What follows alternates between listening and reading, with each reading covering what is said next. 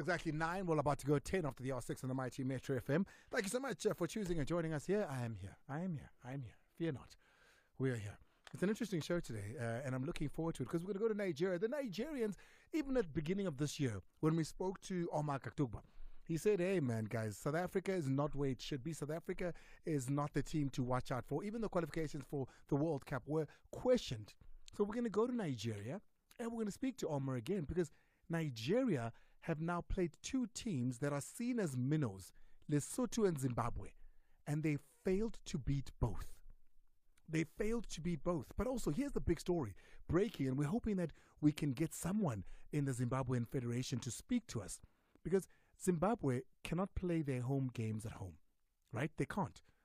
So what they've done is they've come to South Africa and they've said, hey, man, we'd love to use stadiums here in South Africa the same way that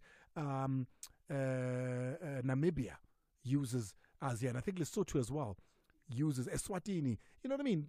The SADC countries come to South Africa, but it seems there's an issue with Zimbabwe in particular. So we're hoping that we're going to cross through to Zimbabwe.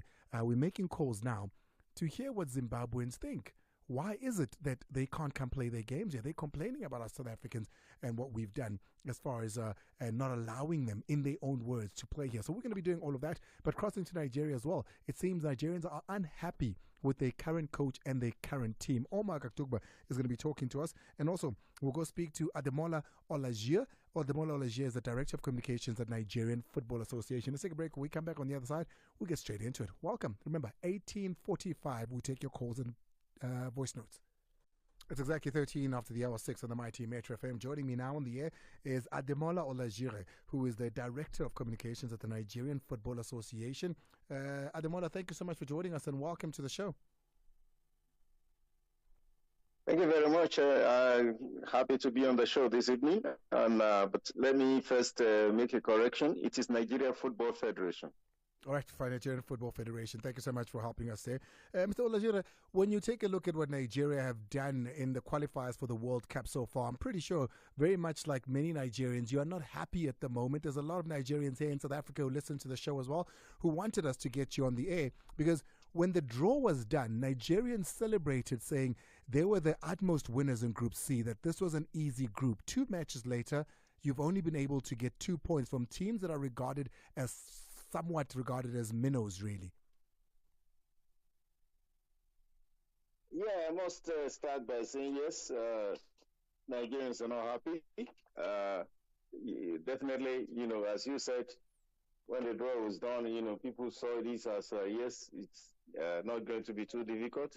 We saw South Africa as the main rival in the group, but I must tell you that the Nigerians are now happy. They believe that the Super Eagles, the NFF and Nigerian football fans believe the Super Eagles have played below expectation in these first 2 matches of the 10-match series. But of course, it's not always how you start. It's definitely what matters is how you end, and we believe that the Super Eagles will rise up to the occasion. But when you guys have done an introspection, where's the issue been? I mean, why is it that you're unable to beat Lesotho at home? Why is it that you aren't able to beat Zimbabwe as well? Where have you introspected and found that you've got some issues? Because I see a lot of players coming across saying they're receiving death threats even from Nigerians who aren't happy with what their players are doing. Would you put it solely on the players? Because also there's big arguments about your coach. Well, you can have the best of preparations. You can have the best of players. You can have the best of organization. You can have the best of management, for a football match, for a championship. And then, football just happens. It's not something that we've not seen before. Argentina won the FIFA World Cup, but they lost to Saudi Arabia in their opening game. So it's not something that, you cannot be crying over spilled milk. It's a 90-minute thing. Whatever result you come up with, you plan for a better result the next time. So that's what we have decided to do. Yes, definitely, Nigerians, we're not expecting the Super Eagles to be forcing Lesotho to a draw in Nigeria. They were not expecting the Super Eagles to be forcing Zimbabwe to a draw in Rwanda on a neutral ground. But then these things happen. It happens everywhere. Niger Republic defeated Zambia. Comoros defeated Ghana. So it's not like this something. Nobody has committed murder. Rwanda defeated South Africa. So it's football just happens, even when we have the best of preparations. So I wouldn't go into any details. The team didn't live up to expectation. As simple as that. And they know that the expectations of Nigerians are very high when it comes to World Cup qualification. They didn't go the last time. The players are not happy themselves. So they know what they have to do. And they have 8 matches, to redeem themselves. Ademola Olajire is the person we're talking to all the way out in Nigeria, Director of Communications at the Nigerian Football Federation. Speaking all things qualifiers for the World Cup, Nigeria played 2 matches against Zimbabwe and Lesotho at home to Lesotho, drew both matches 0-0 and 1-1 respectively. There's another big talking point here, Ademola, and it's around Jose Paseiro, with many Nigerians feeling he's not the right man for the job. Well, I wouldn't, as I told you, I wouldn't be going into all that. Yes, he may not be the right man. He has not, pulled up the greatest results. But then, South Africa has Hugo Bros, and the Bafana were just able to barely, beat Benin Republic. We're speaking about Nigeria at the moment and Jose. Because I also have to speak about South Africa. Yes, so it's the team that continental giants, 2 teams that have won the Africa Cup of Nations, having this kind of results. I can also point you to Ghana losing to Comoros. But I'm asking you a specific question. Jose Paseiro, what he's done with the team at the moment, Nigerians feel he's not the man for the job. What do you think? Nigerians will feel he's not the man for the job because he's not pulling up the results that Nigerians expect. Definitely, yes, the NFF is not happy with the results. The NFF is not happy with the goalkeeper, that he has been using, especially the last 4 or 5 matches. The NFF is not happy with a lot of things, and the NFF is looking, to do things about it. So it's not. So he's not. The other federations definitely are also looking, definitely to do things about their managers that are not doing the right things. I mean, so I don't want to know, because I mean, you and I can't speak about other nations, but we can speak about you. So then, is my understanding that as a federation there is unhappiness? Football is global. Well, what I'm saying is is global. Okay, but I'm speaking about Nigeria in particular. You're saying that you're unhappy with what Jose has done, and are perhaps looking at other options. Definitely, no. If a coach is not getting the result that you expect, because Nigeria is a big footballing nation, the expectations are high. If a coach is not getting the result, definitely people will not be happy, and the federation has a duty, a responsibility to try and do something about it. And I believe that the federation is looking at doing something about it. But football is not managed, is not administered on the airways or on the pages of newspapers. So by the time they finish whatever they are doing, the federation will, make it known. But I cannot be discussing this. I can only look at the fact that, yes, you're right, Nigerians are not happy about the results that have come from the past 4 or 5 matches, but the same man achieved a 16-0 win over Sao Tome and Principe. The same man qualified the team to the AFCON with a game to spare, So at the same time, the results in the World Cup qualifiers have not been what Nigerians suspected. So, I mean, there'll be a lot of disaffection, a lot of disillusionment, a lot of disappointment here and there. And that the federation has a duty to try and do something about that. But I will not be announcing on the airways or trying to, grandstand about anything. The federation is looking into it, and they will do something about it. Ademola Olajire, please hold for me. I want to take a quick break. When we come back, I just want to clear up some issues, one or two, that have been flying around that could be perhaps, detrimental in the knowledge of how you guys run the federation. But let's take a quick break first. It's 23 after the R6 on the Mighty Metro FM. We're traveling the continent today. We're in Nigeria at the moment, and soon after that, we'll be going to Zimbabwe. Why is it that Zimbabwe can't play their home games here in South Africa, as we've seen other countries doing? I think Swaziland has done so, Lesotho has done so, Namibia has done so, but Zimbabwe seems to be having problems or rather challenges in playing their home games. Yeah, we'll go to Zimbabwe and we'll speak to one of the chairmen of the federation at the moment. We do know that there is an interim board that is sitting and governing Zimbabwean football. But at the moment, we're in Nigeria. Ademola Olajire speaking to us, of course, the Director of Communication at the Nigerian Football Federation. Ademola, thank you so much for holding. We're still speaking about your coach. And, there's been several rumors, Ademola, that have gone around as to how the coach is appointed, or how this particular coach was appointed.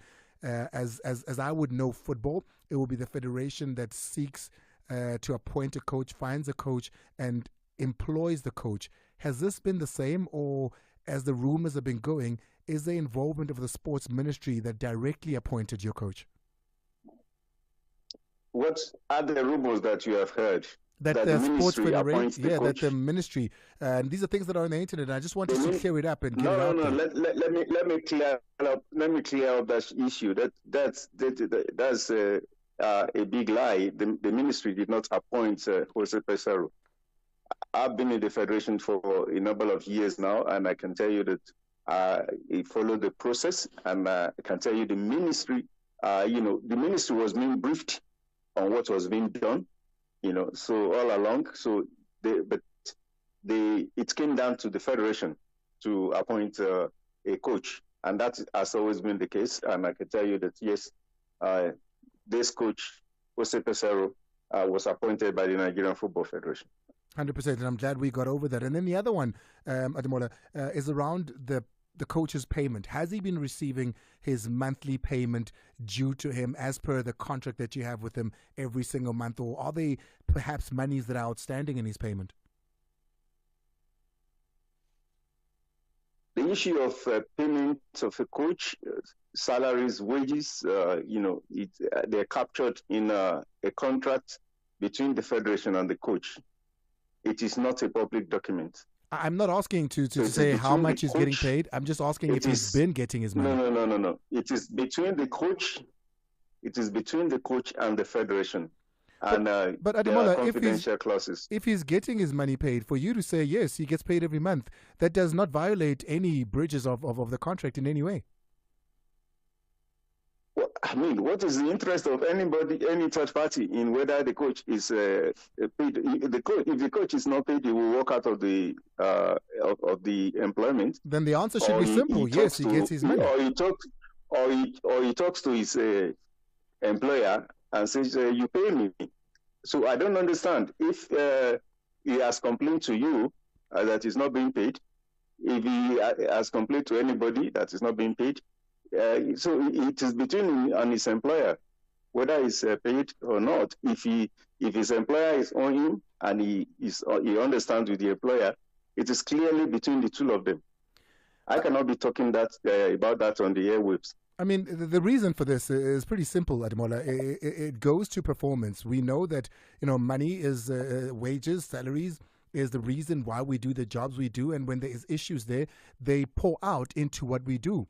Hence, the question would come, and that's where the motivation, or rather the force of the question comes from. So it's a very simple thing. If he is getting paid, it will be simple to say, if you ask me, Andile, are you getting paid? Yes, I'm getting paid every single month. Will you be right for me to ask your employer if you are being paid? Yes. Am I getting paid? Will it be right for me to ask SABC if you are being paid? It's a yes or no question. It's not a difficult question. If you're asking the SABC how much I'm getting paid, where my money is being received, that's a different question altogether. But is he getting his money? Is he getting paid? We've heard that he's not. That's a yes or no. There is no clause in his contract that the federation will be talking to third parties about his pay. Is there a clause that says you can speak to third parties about his performance? There is no clause in his contract that the federation will be talking to third parties about his pay. Is there a clause in his contract that the federation will be talking to third parties about his pay? Is there a clause in his contract that the federation will be talking to third parties about his pay? Is there a clause that says you can speak to third parties about his performance?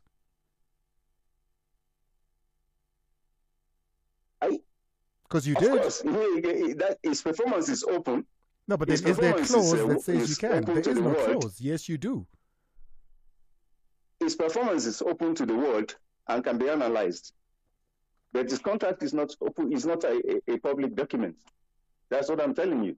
I hear you, Ademola, and let's respectively leave that one out. You've got a couple more games still coming up, 8 still to play in this group.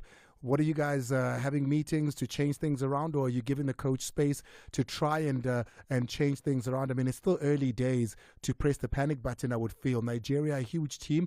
The continent always wants to see Nigeria at the World Cup, and I'm pretty sure that you guys are going to be doing something in order to get over the first 2 games and look forward to the rest of the games and to try and qualify Nigeria coming up. Are there things that you're starting to think about, that you're starting to sit about and meet over?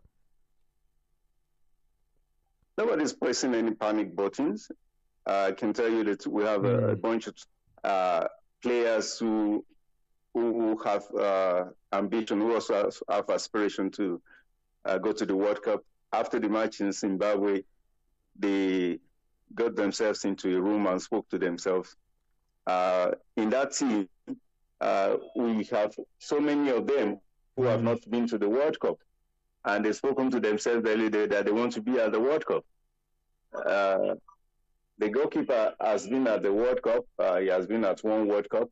And of course, he didn't pull up any trees. We were out in the first round.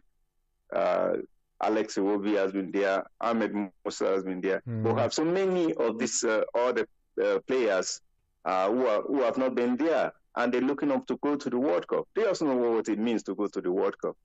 They were mad that they couldn't do it against Ghana. We have Victor Osimhen, who is one of the best players, in the world right now. He was in the Ballon d'Or top 12, and and this is why, Ademola, this is why people he's not been at the World Cup, and so we have Calvin Bassey, we have Senya Ajayi, we have Bruno Yemache, a lot of players coming through the ranks now. Nathan Taylor, a young player. We have Rafael Onyedika, Frank Onyeka. All of them, they want to be at the World Cup. So, and they have capacity, they have ability. Yes. So they know what it means to be at the World Cup. So they have 8 matches to redeem themselves. Nobody needs to talk to them, because they know what it means to go to the World Cup. But even at that, the Federation will still, sit down with them and speak with them and let them know that Nigerians are highly disappointed with the result in the first 2 games, and they just have to, up their act and, try to do what is expected of them. 2 games in the qualifiers in November that sees Nigeria at home to Lesotho 1-1, and then again to Zimbabwe away in Rwanda 1-1. And the names that you've just spoken about, this is the reason why every African wants to see this Nigerian team at the World Cup, because it is such a big squad. It is such a complete squad when it comes to big names that play in the biggest leagues in the world, and you can't help but support what the Nigerians are doing. Your next match in the qualifiers is South Africa in June of next year. I can't wait for that match, Ademola, and lose or win, I can't wait to speak to you on the airwaves, where one of us will be laughing and the other crying. Yeah, let's wait. It's in June next year. The months roll quickly. The days and weeks and months roll quickly these days. They roll quickly. So before you know it, it's 24 hours to the match. And then, you and I, we've got very little to do. It's just to, get the logistics in place, do the best we can. The players who have the best of preparation. But when it comes down to the 90 minutes, it's, down to the players. So. Having seen South Africa, because you've been following Hugo Broos to South Africa, you watched the game against Rwanda. Having seen them and what they've been doing under Hugo Broos, do you think this Nigerian team can, the rivalry between Nigeria and South Africa goes way back. This is a beautiful rivalry. It's one that Africa loves to see. Nigerians and South Africans alike. What do you think of this Hugo Broos Nigeria Bafana team? I have nothing to say until we meet in June. Ademola, I appreciate you taking our call. I appreciate you coming on. I can't wait to go to you again. Thank you very much. I really appreciate you. My kudos, to SABC and the sports crew and all that you are doing for South Africa and African football. Thank you very much. Ademola Olajire, all the way from Nigeria, Director of Communications for the Nigerian Football Federation. It's exactly 18:33. Let's leave Nigeria and travel to Zimbabwe after this. It's 18:35 on the Mighty Metro FM. I'm Andile Ncube, alongside Timothy Miranda, as well as the entire crew. Is my mic on? Are you sure? All right. We do have with us now from the Zimbabwe Football Association, Chairman of the Normalizing Committee for ZIFA, Lincoln Mutasa, who joins us on the line. Lincoln, hi and welcome. Good evening, Andile. How are you doing? I'm very good, man. Before we even begin, Chairman, what is the Normalizing Committee of the Zimbabwean Football Association? What is the Normalizing Committee? Normalizing Committee, well, I should have said good evening, viewers as well, or listeners. Yeah. The Normalizing Committee, basically, it's like judicial managers in an organization. You know, when an organization is not operating smoothly, you usually bring in judicial managers to try and, So this is basically after FIFA had given Zimbabwe a ban, and after that, saying you're allowed back into international football. This is a committee that is ushering ZIFA into its new light, getting rid of all the baggages and all the baddies that had been hanging on the name ZIFA. Am I understanding it correctly? That is one way of looking at it. What is the other? Clearly, because of suspension, what then happened is a lot of the members of Congress ran out of their terms. Their contractual terms, yeah. So we need to reconstruct the Congress again, which will eventually elect an executive committee. Well, welcome back to international football, firstly. Congratulations on being back. Zimbabweans were missing football, so much so that cricket was getting a lot of light in Zimbabwe. No, thank you very much. In fact, a lot of our youngsters, we feel very sad that quite a number missed the opportunities. You know, they missed the under-17 tournaments and things like that. And these are the kind of tournaments that they would have been noticed and could be scouted out of the country. Well, we are definitely very glad that people are back. It's opening up opportunities for a lot of the talented players within the country. Well, those talented players have played 2 qualifiers, 2 draws away from home, both of them because of where you're playing at the moment. But what do you feel about the results? A draw against Nigeria, a draw against Rwanda. 2 points is where you're sitting in a very temperamental Group C here. One would have thought that this Group C would have clear leaders, but it turns out that it's going to be more difficult than one thought. What do you make of Zimbabwe's doing so far? Well, I was, how can I put it? I was pleased that the players, not having seen each other or talked to each other, some of the players were new to the national team, that they were able to understand the message from the coach and play to instructions. And they seemed to blend very well, despite just having 1 or 2 days of training. I think quite a number of the players actually did not make it for the first game because they actually arrived in the morning. And for the second game, a number also still didn't make it purely because they had delays in processing their passports. Why was it, though, that there was only 2 days of training? Why couldn't you gather the players earlier? We tried, but as you know, most of the players who are in Europe, you can only get them released after the weekend game. So some were playing Saturday, some were playing Sunday. And the ones that we came with from Zim, I think arrived earlier, but the foreign contingency is the one that came in late. And then the other thing is you don't play your home games in Zimbabwe. Why is that? Just for those that don't know, let's get that clarification before we go to why you chose the venue that you chose. What happened is our stadiums, National Stadium, Rufaro Stadium, Barber fields, they were not meeting CAF specifications. CAF came up with new specifications for the tournaments where all the stadiums are required to have bucket seats. There's things to do with the press rooms, the dressing rooms, location, all these things, even the floodlights, they were not yet up to standard. Even the, the reticulation system, the water reticulation, it needed to be attended to. So this was done, but clearly during the suspension time, it was very difficult to make any repairs to these things because there was no games being played there. After the lifting, I think efforts have been made to try and get those stadiums back in operation again. I know they've done the things like the electronic ticketing, which was non-existent prior to this. I think at the National Stadium that's in place.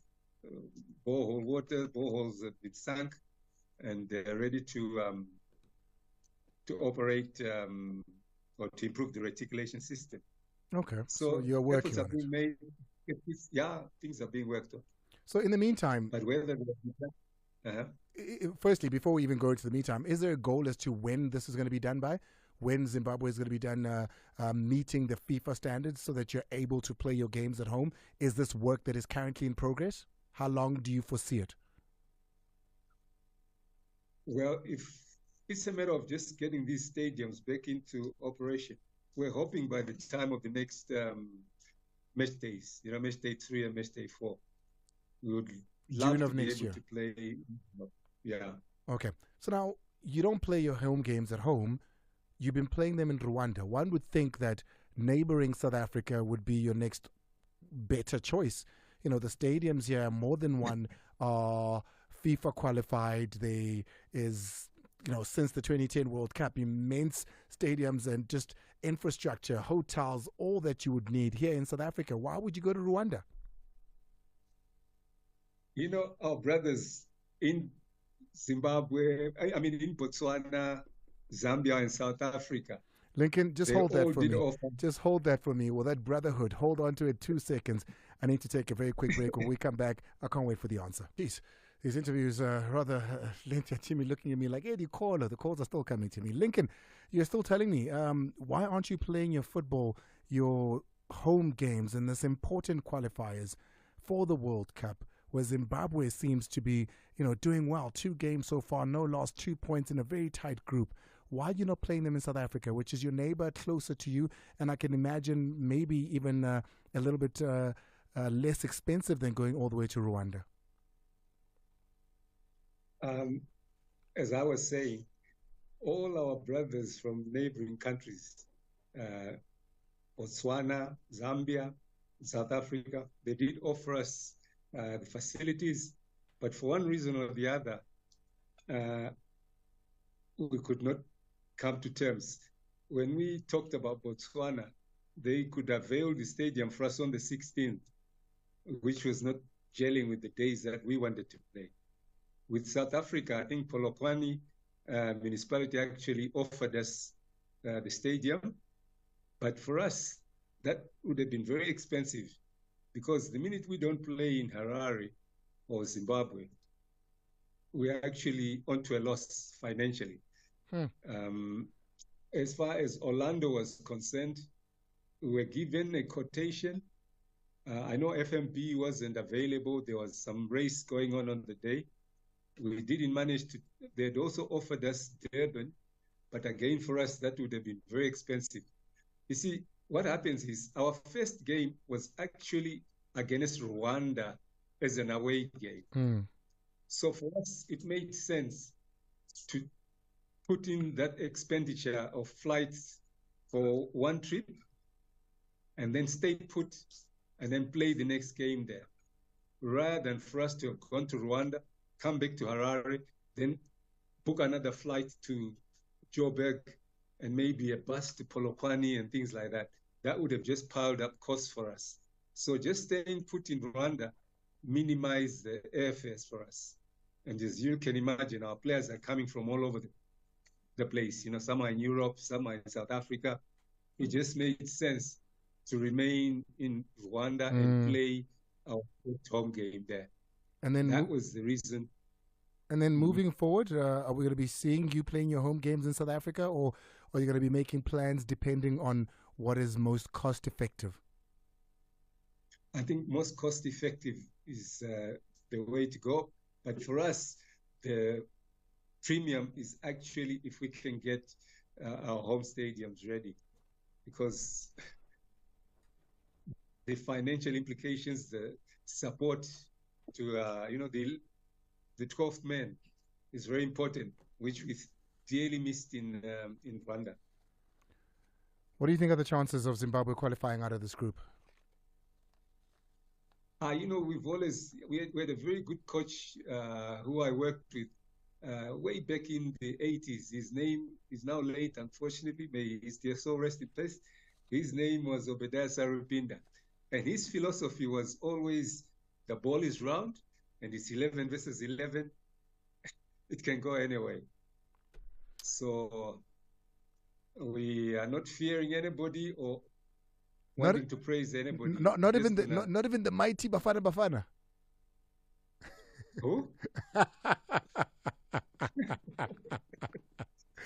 Lincoln, thank you so much for talking to us. Really do appreciate it. And all the best to Zimbabwe. We'll be keeping a very close eye on the qualifications and how it goes here further. We'll speak to you possibly June next year again. Thank you very much, Andile. I appreciate you. Have a good day. Goodbye. He's out of here. Chairman of the Normalizing Committee out in Zimbabwe for ZIFA, the Zimbabwean Federation there. Lincoln speaking to us about all things Zimbabwean football. Now we go to our old friend Oma Akatugba, who's with us now. Is Akatugba here? Hi. Oma, where in the world are you? I'm in Germany, in Hanover, so to say. Listen, man.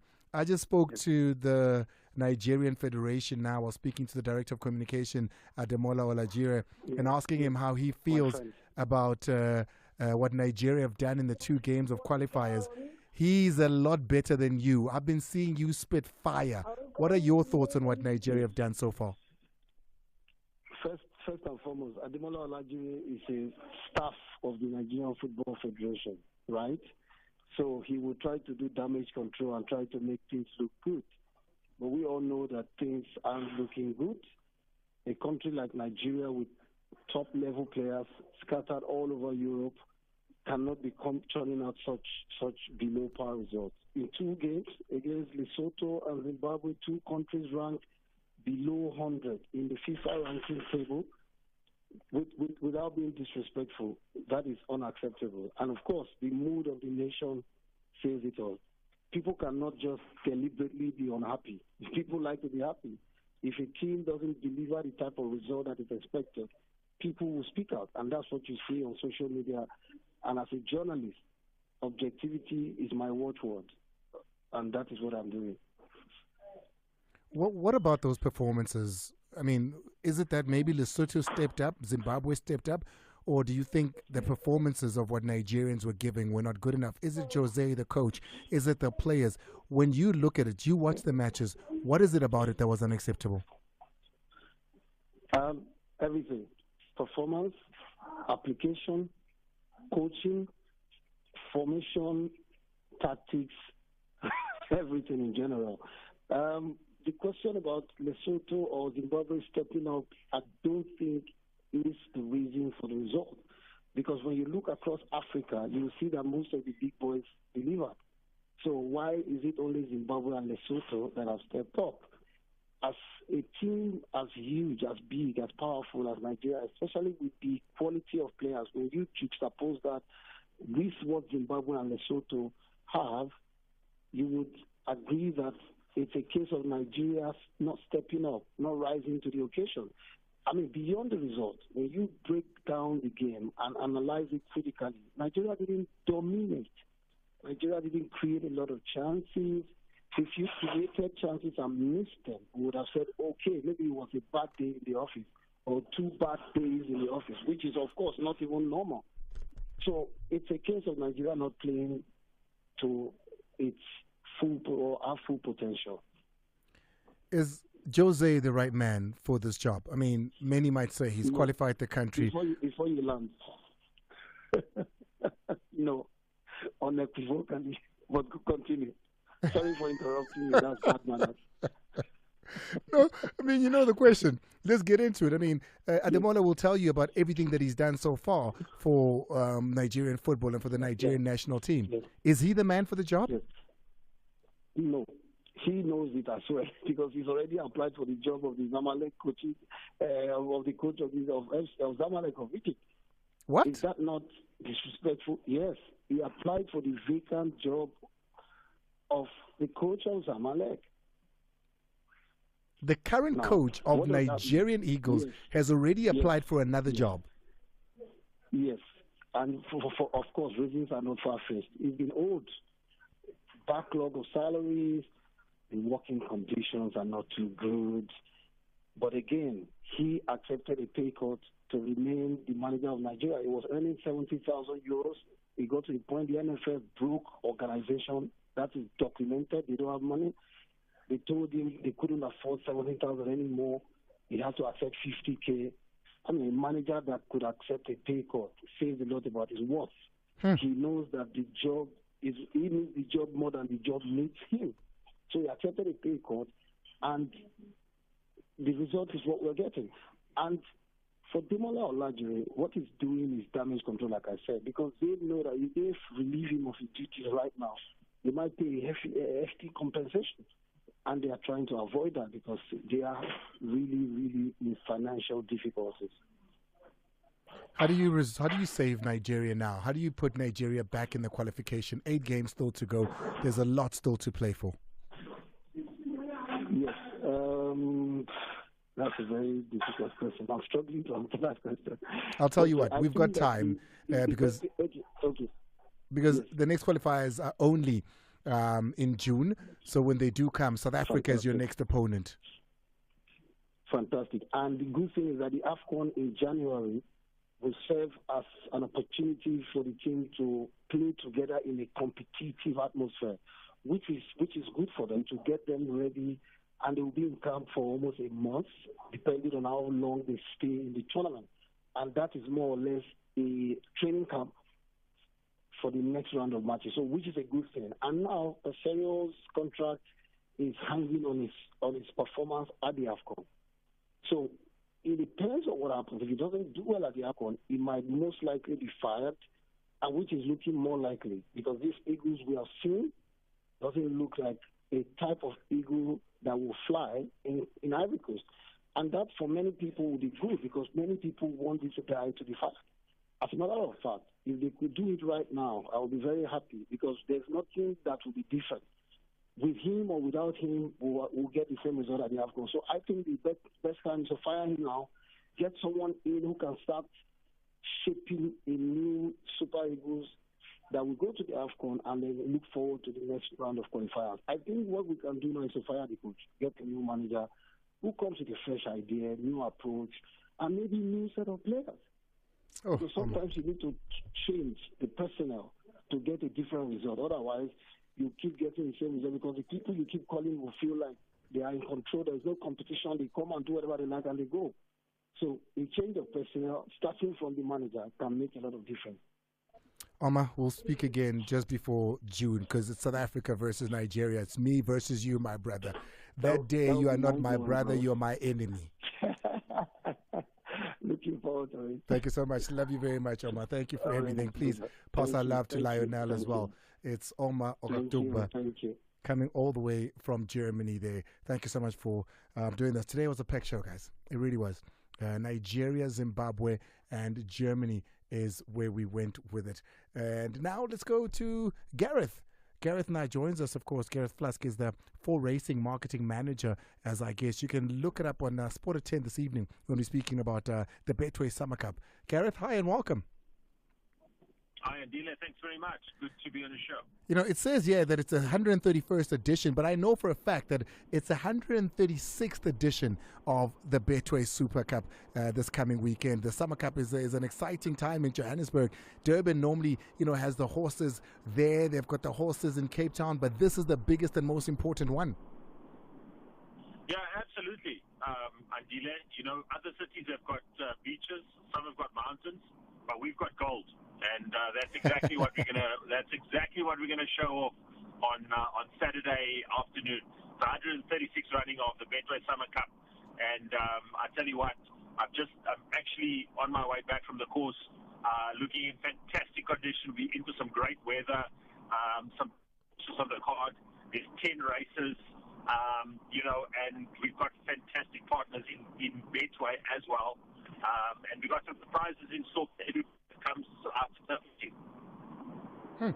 Well, I'm excited for it as well because you've got the man that won in Durban just a couple of months ago, Andile Khumalo, who's also going to be here racing in this race, one of the favorites. I'm sorry, just please repeat that. I lost you. I'm saying the jockey that won in Durban, Mr. Khumalo, is also going to be running here. He's one of the favorites, so he's an attraction on his own. Yeah, absolutely. You know what, and I think that's what I spoke about at the media launch, that a lot of the jockeys don't get their due, particularly here in South Africa. If you go to other countries like Australia and to England, you see the jockeys get a lot of praise. But you'll see here, Smango Khumalo, we've got Muzi Yeni as well. You know, these guys have been on the circuit for such a long period of time. You know, they're attractions on their own. And the Summer Cup, the Betway Summer Cup, is not the only race that they'll be riding on the day. So, you know, that's what I encourage everybody to come out and see. As I said, there are 10 races. There's some fantastic horses in the race. Puerto Manzano, who's an Argentinian horse, he'll be defending his title. But there's you know, a couple of other horses in there that are really making you know, sort of let me say a play for that Summer Cup title to be the 136th champion. And please, whatever you do, you know, go out, you know, go to Summer Cup website, you know, Betway Summer Cup. You can get us an Instagram account. You can see what the final field is. And I'll tell you what, there's some, as I said, some really great horses. There's a horse called East Coast, which a lot of people are backing, Son of Raj. And that's the attraction of the day. You know, sometimes a lot of people don't know about the game, as people call it. But, you know, maybe put a bet down and see where it lands you. Well, listen, I can't wait for it this weekend. Trefontaine Racecourse. South Africa is going to be gathered there. Gauteng is going to be gathered there. Wherever it is that you're coming from, please come, dress up, and enjoy the day. Gareth, we'll see you at the races. Absolutely. We'll see you there, Andile, in your number ones, I'm sure. Always. There's a red carpet, so I'm hoping to see you on that red carpet, man. I'll tell you what, me and the red carpet, we go together like hand in glove. You will see me there. Absolutely. Absolutely. 1:30 red carpet starts, and we've got a halftime show. DJ Zitle, and you do. They're also playing the after party from around like 5:45. So I tell you what, just, you know what, jump through the... Oh, that line there. Oh, that line there going absolutely pear-shaped on us. But for racing, marketing manager Gareth Flusk there. It's an SABC initiative as well, supported this Betway Summer Cup. Faith is coming up in the next hour. From myself, Faith, hey, para today. Pela, Nanzomi.